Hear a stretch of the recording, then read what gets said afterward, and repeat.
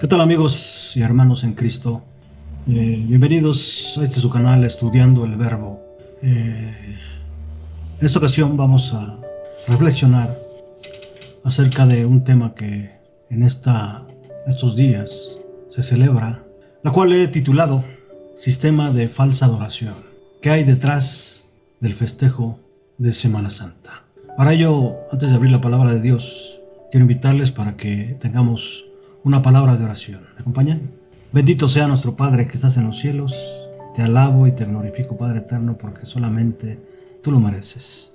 Y te agradezco, oh Señor, en esta hora, por este privilegio que nos das de servirte, de ser instrumentos del cielo para un mundo en tinieblas que se pierde. Permítenos, Padre eterno, en esta hora, que podamos reflexionar acerca de este tema. Habilítanos con poder, Padre eterno, para que podamos hablar con autoridad, con tu palabra, con la Biblia. Y te pedimos humildemente, Padre eterno, por aquellos que nos han de escuchar, por aquellos que nos están escuchando en esta hora. Bendíceles, Padre eterno, y que este tema sea para tu honra y gloria, y para aquellos que lo escuchen, sea para transformar su vida, para aceptar tu justicia, Señor, tus promesas de salvación y vida eterna. Gracias por todo, Padre eterno, porque en Cristo Jesús te lo suplico humildemente. Amén. Sistema de falsa adoración que hay detrás del festejo de Semana Santa. Uno de los mayores retos que Dios nos ha puesto como hijos o pueblo adquirido es el de llevar el Evangelio eterno a toda raza, pueblo o nación, haciendo discípulos y bautizándolos en el nombre del Padre, del Hijo y del Espíritu, y enseñándoles todas las cosas que aprendimos de Él. Esto debería ser motivo muy grande para alentarnos en este mundo cada vez de más confusión. Pues una vez que se lleve a cabo todo esto, sin duda, como dice tu palabra, vendrá el fin. Y Dios establecerá el reino de los santos, donde no habrá más llanto, ni dolor, ni muerte, ni sufrimiento. Mateo 28, 19 y 20, 24, 14. Sin embargo, muchos cristianos sinceros y bien intencionados, cuando se les presenta la verdad acerca de las cosas y tradiciones del mundo, se escandalizan y en vez de razonar y confirmar la verdad, descartan al mensajero como lo han hecho en tiempos pasados. No todos tenemos que pensar de la misma forma.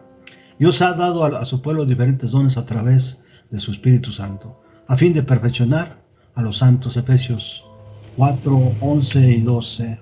Y en esta ocasión abordaremos el tema acerca del sistema de falsa adoración en el mundo pseudo cristiano, en el festejo tradicional de la llamada Semana Santa, que sin duda literalmente se trata de llevar a la mayor parte del mundo cristiano católico romano a una semana de reflexión, de no andar en la carne, andar en la oración y meditación.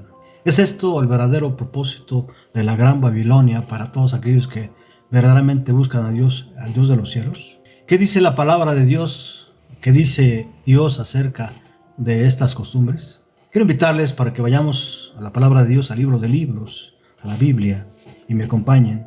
Ahí en el libro de Jeremías, al capítulo 10, versículos del 3 al 15. Jeremías, capítulo 10, versículos del 3 al 5. ¿Qué dice la palabra de Dios? ¿Cómo está escrito? Porque las ordenanzas de los pueblos son vanidad, leño del monte, obra de manos de artífice con azuela. Vamos a ponerla a la Reina Valera 60, donde está más claro. Porque las costumbres de los pueblos son vanidad. ¿Qué son las costumbres? Son vanidad. Porque el leño del bosque cortaron, obra de las manos del artífice, con buril. Con plata y oro lo adornan, con clavos y martillo lo afirman para que no se mueva. Derechos están como palmera y no hablan, son llevados porque no pueden andar. No tengáis temor de ellos, porque ni pueden hacer mal ni para hacer bien tienen poder. Eso es lo que dice la palabra de Dios de las costumbres. Porque las costumbres de los pueblos son, ¿qué dijimos? Vanidad, pues el leño del bosque es cortado. Eso es lo que dice Dios acerca de las costumbres. Vayamos a otra cita, ahí que se encuentra en Levítico 18:30. Levítico 18:30. ¿Qué dice la palabra de Dios? ¿Cómo está escrito? Guardad pues mi ordenanza, no haciendo las costumbres abominables que practican antes de vosotros, y no os contaminéis en ellas, yo Jehová vuestro Dios. Es interesante que Dios dice, guardad pues mi ordenanza. ¿Cuál es esa ordenanza de Dios? ¿Cuál es esa ordenanza de Dios? Si el propósito para el pueblo de Dios es sin duda la santidad, tener en cuenta la santidad de Dios y la alta norma que como pueblo debía alcanzar y debe alcanzar, ¿verdad? Para que podamos guardar esa ordenanza, debemos recordar que como pueblo santo, como pueblo de Dios adquirido, como pueblo de sacerdotes, tenemos una alta norma que llevar, que alcanzar. Por lo tanto, debemos abstenernos de las costumbres, porque son abominables las que practican ante nosotros o frente a nosotros. ¿Qué dice el libro de Génesis 18:11? Abraham y Sara eran ancianos, centrados ya en años, y Sara había cesado ya la costumbre de las mujeres. Y en 1 Corintios 15:33 dice, no os dejéis engañar, las malas compañías corrompen las buenas costumbres. El profeta Isaías, de igual manera, en el capítulo 2, versículo 6, miren lo que dice. Ciertamente has abandonado a tu pueblo, la casa de Jacob, porque están llenos de costumbres del oriente. Son adivinos como los filisteos y hacen tratos con hijos de extranjeros. Interesante, ¿no? ¿Qué dice Dios ahí en Génesis 19:31? Entonces la mayor dijo a la menor, nuestro padre es viejo y no hay ningún hombre en el país que se llegue a nosotras, según la costumbre de toda la tierra. Las mujeres se llevaron por las costumbres, las hijas de Lot se dejaron llevar por las costumbres y cometieron algo grave ante los ojos de Dios por esas costumbres, ¿verdad? La costumbre era de que la mujer tenía que tener descendientes. Sin embargo, vemos en la Biblia cómo hubo mujeres que a pesar de que eran estériles, no incurrieron en esa costumbre que tenían las mujeres no cristianas, ¿verdad? Y en 1 Corintios 11:16 el apóstol Pablo, miren lo que dice, pero si alguno parece ser contencioso, nosotros no tenemos tal costumbre, ni la tienen las iglesias de Dios, ¿verdad? Ni la tienen las iglesias de Dios. Ahora, entonces concluimos que las costumbres de los pueblos son vanidad, son costumbres abominables a Dios practicadas por paganos. En el mundo está lleno de costumbres como las de Oriente hoy en día y se practica la adivinación y alianzas con culturas paganas. Hay costumbres ligadas al cuerpo físico. Las malas compañías corrompen las buenas costumbres. Ser contencioso es una costumbre que no es propio ni debería practicar el pueblo de Dios. Hay costumbres ligadas o más bien, el mundo está lleno de costumbres como las de Oriente hoy en día y se practica la adivinación y alianzas con culturas paganas. Sin duda, hay iglesias en las que se ha introducido costumbres paganas. Eso no hay duda. Ahora bien, ¿qué es la tradición conforme a la palabra? Veamos qué dice la Biblia acerca de esto. ¿Qué dice el libro de libros? Para ello quiero invitarlos a que vayamos al Evangelio de Mateo, capítulo 15, del 1 al 4. Del contexto de lo que contamina al hombre. Vamos a ver tradiciones y mandamientos, ¿verdad? Entonces se acercaron a Jesús ciertos escribas y fariseos de Jerusalén diciendo, versículo 2, ¿por qué tus discípulos quebrantan la tradición de los ancianos? ¿Por qué? ¿Por qué tus discípulos quebrantan la tradición de los ancianos? ¿Por qué no se lavan las manos cuando comen pan? Interesante, ¿no? Los discípulos no se lavan las manos cuando comen pan. ¿Y qué les contesta Jesús? Versículo 3. ¿Porque también vosotros quebrantáis el mandamiento de Dios por vuestra tradición?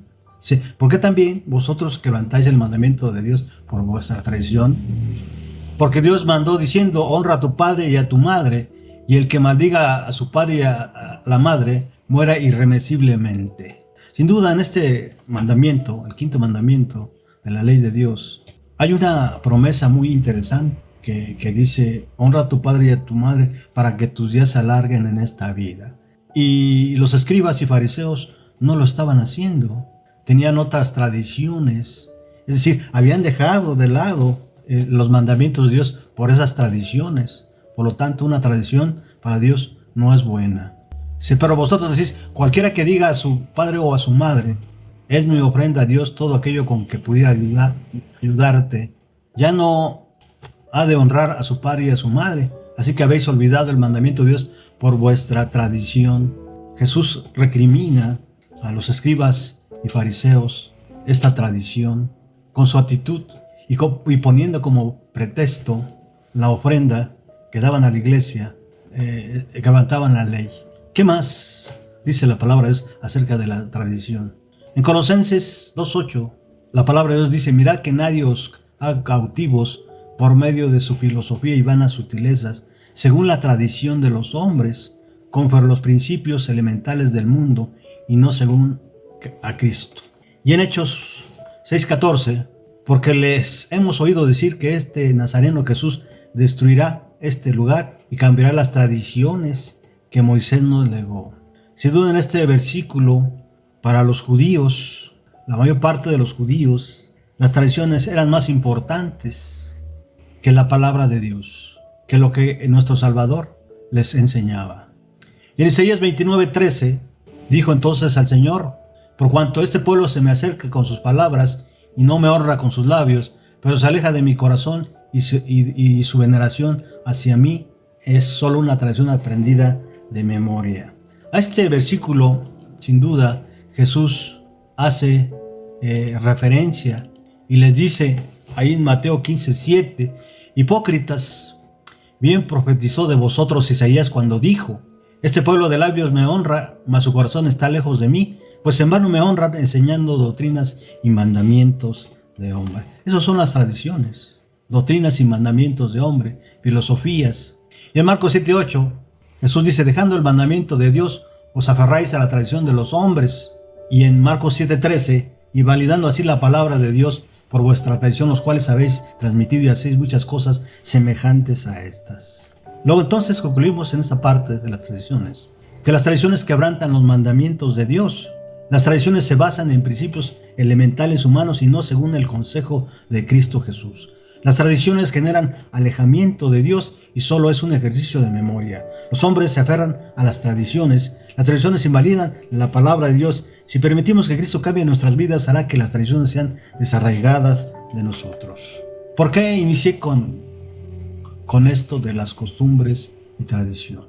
Porque es el punto o el problema que tenemos hoy en día y que existe en muchas iglesias caídas. Ahora, ¿la tradición es lo mismo que costumbre? No. La tradición es un invento de los hombres. Es la transmisión de costumbres, comportamientos, recuerdos, rumores, creencias, leyendas para las personas de una comunidad, y lo que es transmitido se convierte en parte de una cultura. Las costumbres forman parte de la tradición. Se conoce como costumbres todas aquellas acciones practicadas y actividades que son parte de la tradición de una comunidad o sociedad, que están profundamente relacionadas con su identidad, con su carácter único y su historia. Entremos al punto o al objetivo o al problema. ¿Cuáles son los orígenes de la Semana Santa? Una vez que hemos entendido las costumbres y las tradiciones y hemos visto que van en contra de la ley de Dios y de lo que Jesús enseña, podemos entender un poco más si investigamos los orígenes de esta costumbre, de esta tradición llamada Semana Santa. En primer lugar, el calendario que rige a Occidente es el gregoriano, regido por el sol, y el pueblo judío poseía su mismo calendario regido por la luna. Los judíos celebraban la fiesta de la Pascua, que representa el día de liberación de su pueblo en Egipto, oprimidos por 400 años, de acuerdo a lo que dice Éxodo 12:40. La fiesta pagana, Ostara o Easter, se celebra y es conocida como la celebración en Semana Santa, en donde la gran ramera tiene presencia en el mundo. Es celebrada donde la gran ramera tiene presencia en el mundo. En muchos escritos místicos, el antiguo dios frigio romano Atis es representado habiendo nacido de una madre virgen el 25 de diciembre, siendo asesinado y resucitado después. Se mueven costumbres y tradiciones que no son propias de Dios ni fueron enseñadas por él. En esta fecha se mueve una influencia espiritual que no es perceptible, pero que es tan real como su celebración por aquellos que participan. Por ejemplo, los druidas esperaban que salga el sol mientras celebraban el equinoccio de primavera en Stonehenge el 20 de marzo del 2009, cerca de Amesbury, Wiltshire, en Inglaterra. A varios cientos de druidas y paganos se les concedió el acceso especial al antiguo monumento para marcar la fecha en el calendario cuando la duración del día y la noche son iguales. Esto sucede 2 veces al año en los equinoccios de primavera y otoño. Para los druidas, Spring Equinox celebra la vida renovada de la tierra que llega con la primavera y atribuyen los cambios que están ocurriendo en el mundo a un aumento en los poderes de su dios y de su diosa. Ahora bien, en Ostara, los celtas y los demás pueblos paganos festejaban el inicio de la primavera en toda su gloria. Por ello, coincide con los días del equinoccio en marzo. Las festividades se dirigen a la diosa que lleva el mismo nombre y celebra el día 21 del mes, justamente cuando hay la misma cantidad de luz y oscuridad a lo largo del día. Para las tradiciones paganas, eran en estos días que el dios padre y la diosa madre se unían para procrear al niño promesa. Por ello, aún hoy las personas que se regocijan con su concepción durante el equinoccio y se visten sus casas con símbolos de fertilidad. De hecho, la tradición cristiana de pintar huevos en las Pascuas se ha rastreado a esta celebración pagana. En la simbología celta se asociaban con este nuevo renacer. ¿Cómo entró el paganismo en el cristianismo?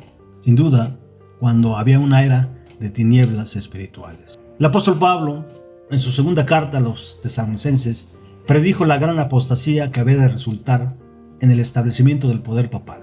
Declaró, respecto al día de Cristo, que este día no puede venir sin que venga primero la apostasía y se ha revelado el hombre de pecado, el hijo de perdición, el cual se opone a Dios y se ensalza sobre todo lo que se llama Dios o que es objeto de culto, de modo que se siente en el templo de Dios, ostentando que Él es Dios. Segunda Tesalonicenses, capítulo 2, versículos 3 y 4. Y además el apóstol Pablo advierte a sus hermanos que el misterio de iniquidad está ya obrando, versículo 7.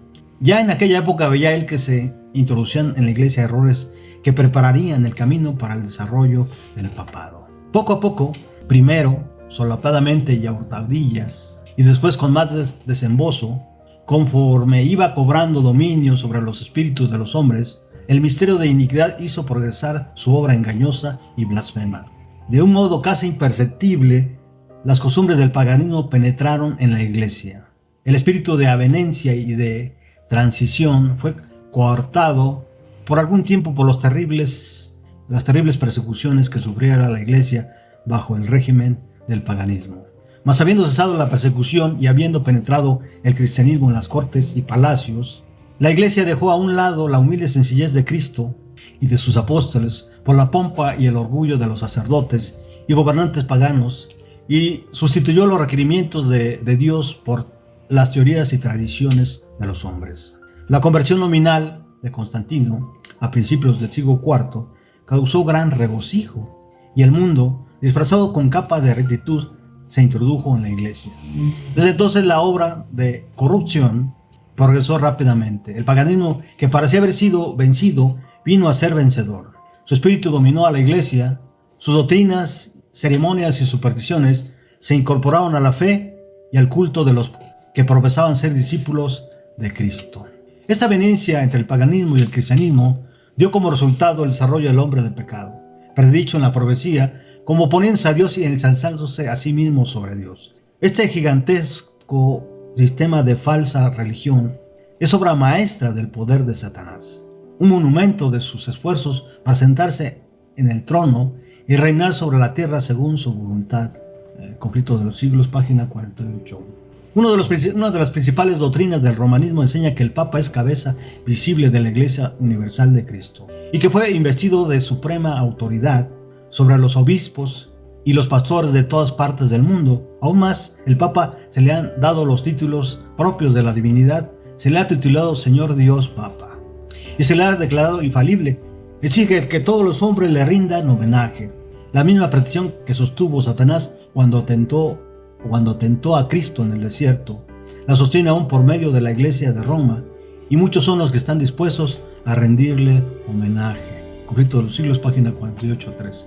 De esa manera, desde el siglo II después de Cristo, se organizó la Semana Santa como conmemoración del triduo sagrado, la pasión, la sepultura y la resurrección del Señor. El nuevo calendario litúrgico instituyó la Semana Santa, destinada a recordar la pasión de Cristo, a partir de su ingreso a Jerusalén. Para muchos, el domingo de resurrección es el día más importante de la Semana Santa, ya que es el día de la Pascua, de la resurrección y de la vida cristiana.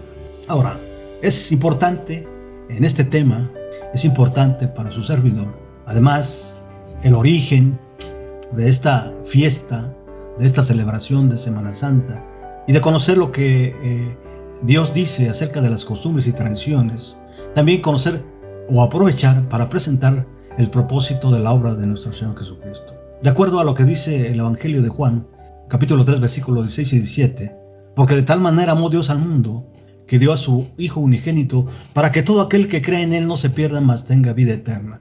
Porque Dios no envió a su Hijo al mundo para juzgar al mundo, sino para que el mundo sea salvo por Él. Sin duda, esta cita contradice, pero a la vez contradice todas las costumbres paganas, todas las tradiciones y doctrinas filosóficas que los hombres han introducido en la iglesia, en el mundo cristiano, porque representa una luz y una esperanza para todos aquellos que en esta hora sí se están perdiendo.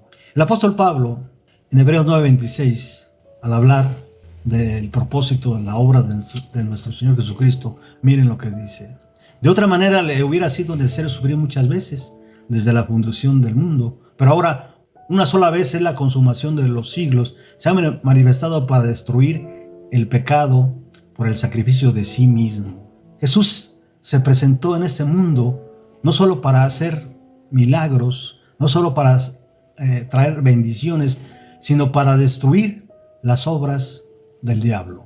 Y en Hebreos 10:12, pero él, habiendo ofrecido un solo sacrificio por los pecados, para siempre se sentó a la diestra de Dios. Y en 1 Timoteo 2:5, miren lo que dice: porque hay un solo Dios y también un solo mediador entre Dios y los hombres, Cristo Jesús hombre. Y esta cita, sin duda, deja claro que solo hay un mediador entre Dios y los hombres. No existe nadie más. Y ese nombre es el de Cristo, el de Señor de señores y Rey de reyes. Y en Isaías 53:5-6, mas Él fue herido por nuestras transgresiones. ¿Sí? Al hablar del sacrificio de Jesús, el profeta Isaías dice: mas Él fue herido por nuestras transgresiones. Dios tenía un propósito en la obra de nuestro Señor Jesucristo. El profeta Isaías habla de un sacrificio con el propósito de pagar nuestras iniquidades. Dice: el castigo por nuestra paz cayó sobre Él y por sus heridas hemos sido sanados. Todos nosotros nos descarriamos como ovejas, no nos apartamos cada cual por su camino, pero el Señor hizo que cayera sobre Él la iniquidad de todos nosotros. Ahora, Jesús nunca instituyó la Semana Santa. Jesús, además de instituir el sábado como día especial, el cual santificó y bendijo, además de instituir también el matrimonio entre el hombre y la mujer, además de traernos, mediante su sacrificio en la cruz, el pago de nuestros pecados y con ella nuestra salvación y vida eterna, Jesús instituyó también la Santa Cena. Y en Juan 53:54, miren lo que dice. Juan 53:54. Juan 6:53-54. Jesús les dijo: de cierto os digo, si no coméis la carne del Hijo del Hombre y bebéis su sangre, no tenéis vida en vosotros. El que come mi carne y bebe mi sangre tiene la vida eterna. Yo le resucitaré en el día postrero. Y en el versículo 55 y 56 dice él: porque mi carne es verdadera comida y mi sangre es verdadera bebida. El que come mi carne y bebe mi sangre permanece en mí y yo en él. No tendremos vida por nosotros mismos. Tendremos vida eterna si resucitamos con él. Es verdadera comida y es verdadera bebida. Todos debemos permanecer en él. Esta Santa Cena nos hace recordar su muerte y su resurrección de nuestro Señor Jesucristo, sin duda. Hasta aquí quisiera concluir esta parte. Las costumbres forman parte de las tradiciones de los pueblos, países y naciones. Son mandatos de hombres, pero no de Dios. La Semana Santa, impregnada de costumbres y tradiciones, no está instituida en la palabra de Dios. La fiesta pagana de Ostara o Easter y la de Atis se oponen a la fiesta de la Pascua establecida por Dios. Existe un trasfondo espiritual satánico que distrae la percepción de la iglesia mezclada con naciones paganas. Israel tuvo el gran silencio de los 400 años donde Dios no hablaba proféticamente, contaminándose con el paganismo, como se aprecia en el calendario hebreo regido por la luna, es decir, la diosa Astartes. Existen costumbres dadas, no comer carne en Semana Santa. Me pregunto si Pedro hubiera sido carnicero, pollero o dedicado a otra actividad, entonces, ¿qué le hubiera invitado Pedro a nuestro Señor Jesucristo? ¿Usted sabe con qué costumbres y tradiciones de su pueblo de origen tiene que romper en su vida? No olvide que Jesús nos dio la salvación e instituyó la Santa Cena para conmemorar su muerte y resurrección. Ahora bien, los adventistas del séptimo día sin duda reconocen la importancia de la muerte y resurrección de Cristo como esencial para nuestra salvación. Sin la cruz no habría vida y si no hay resurrección no hay esperanza, dice el apóstol Pablo en 1 Corintios 15. Estos temas importantes son dignos de nuestra contemplación, el estudio y la predicación en cualquier época del año. Como adventistas del séptimo día no solo miramos hacia atrás a la cruz, también miramos al cielo, donde Jesús resucitado está incluso ahora ministrando como nuestro sumo sacerdote en el lugar santísimo del santuario celestial. También esperamos con interés la pronta venida de Cristo triunfante, viniendo con las huestes de los ángeles del cielo para llevarnos a vivir con Él para siempre, de acuerdo a lo que dice ahí en el Evangelio de Juan, capítulo 14, versículos del 1 al 3. Es interesante que la Biblia no se refiere al día de resurrección de Cristo con un nombre especial, como Pascua o día de la resurrección, sino simplemente como el primer día de la semana. Esto es importante y hago énfasis en esto. ¿Por qué? Para identificar el día de la semana en que Jesús se levantó. Y en 1 Corintios 15:4, Pablo lo llama el tercer día, para recordar a sus lectores de que era un cumplimiento de la profecía. Mateo 16:21, 17:23, 20:19, Lucas 24:46. Algunos de los desafíos que enfrentan los creyentes cristianos con respecto a la Pascua son las influencias paganas y la comercialización que se han colado en las actividades de Semana Santa. Históricamente, la celebración del domingo como un día especial para los cristianos parece haber comenzado con la celebración de la Pascua en el siglo II. La única conmemoración de la resurrección de Cristo autorizada por la Escritura es el bautismo. Romanos 6:4, Colosenses 2:12 y 1 de Pedro 3:21. En muchos países en los que es altamente destacada la Pascua, la Iglesia Adventista del Séptimo Día utiliza ese periodo como un tiempo de alcance evangélico a la comunidad en esencia. Participación total de los miembros. Durante la Pascua y durante todo el año vamos a elevar a Cristo, su palabra, su justicia, su servicio del santuario, su poder salvador en la gran controversia. Los mensajes de sus tres ángeles, su mensaje de salud, su misión para los últimos días del mundo y su pronta venida o su pronta segunda venida. Finalmente, siguiendo la huella en la celebración de la Semana Santa, podemos entender claramente que siendo el domingo de la resurrección el día más importante de esta semana para la Gran Babilonia, entendiendo por la Gran Babilonia, todas aquellas iglesias han apostatado. Es claro lo que pretende Satanás a través de sus instrumentos humanos, que el mundo cristiano y aquellos que no están inscritos en el libro de la vida sean engañados con el falso día de adoración a Dios, el cual fue constituido tiempo atrás, en el concilio de Nicea en el siglo IV. Y de esta manera se acepte la marca de la bestia de Apocalipsis, que es sin duda el día falso de reposo, el domingo, en vez del sábado que Dios instituyó desde el principio de los tiempos, Génesis 2:3. Sin duda, todo esto es una preparación para instaurar o decretar la ley dominical. Una vez que también el nuevo orden se ha pronunciado y que hoy en día ya está promulgado en la Declaración Universal de los Derechos Humanos, Pues el hombre de iniquidad, del cual habla Pablo en 2 Tesalonicenses 2:3, ya se ha manifestado abiertamente y ya no hay nada que le impida llevar a cabo su obra. Con esto, estimados amigos y hermanos, terminamos este tema que representa, no es otra cosa que un sistema de falsa adoración, y que detrás del festejo de Semana Santa está el cambio o el decreto de la ley dominical, el cambio del domingo por el verdadero día de adoración, que es el sábado, instituido por Dios desde el principio de los tiempos, y que es un punto o un mandamiento importante dentro de la ley de Dios, que nos distinguirá a usted y a mí, ¿sí?, de los que falsos profesos cristianos que hay en el mundo en esta hora. Hasta pronto, y que Dios les bendiga abundantemente.